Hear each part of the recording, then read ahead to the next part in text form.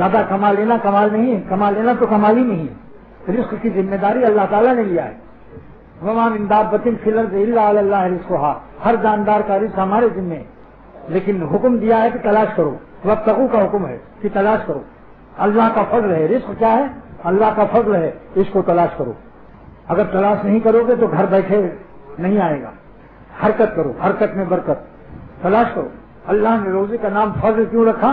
تاکہ کوئی بے وقوف اپنی عقل سے اپنی کمائی نہ سمجھے، تو رزق کا نام ہی اللہ تعالیٰ نے فضل نازل فرما دیا، وابتغوا من فضل اللہ۔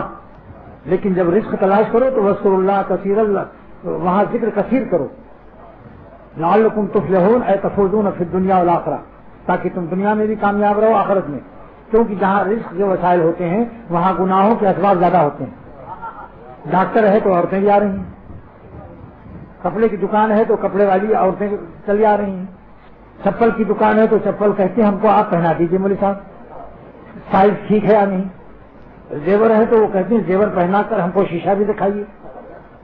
لہذا کیونکہ معاش کے جہاں اسباب وسائل ہیں وہاں گناہوں کے اسباب زیادہ ہیں، اس لیے اللہ نے فرمایا جب مارکیٹنگ کرو تو شیطان کی مارکیٹنگ سے بچنے کے لیے، سن لو نئی لغت ہے یہ،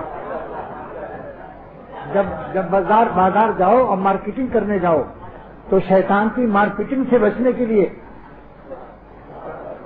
تم کو وارننگ دیا جاتا ہے کہ واذکروا اللہ کثیرا، زیادہ اللہ کو یاد کرو۔ جیسے کہ جہاز کے ہوا جب مخالف ہوتے ہیں تو پائلٹ رفتار کو تیز کر دیتا ہے، اور جہاز والا پائلٹ اعلان کرتا ہے مسافروں کو کہ آپ لوگ گھبرائیے نہیں، ہوا مخالف طوفان میں جہاز پھنسا ہے اس لیے ہم نے جہاز کو تیز کر دیا، اور اس کی زلزلے سے بھی آپ لوگ کوئی فکر نہیں کریں۔ لہذا جہاں گناہوں کے اسباب ہوں وہاں زیادہ اللہ تعالیٰ کو یاد کرو۔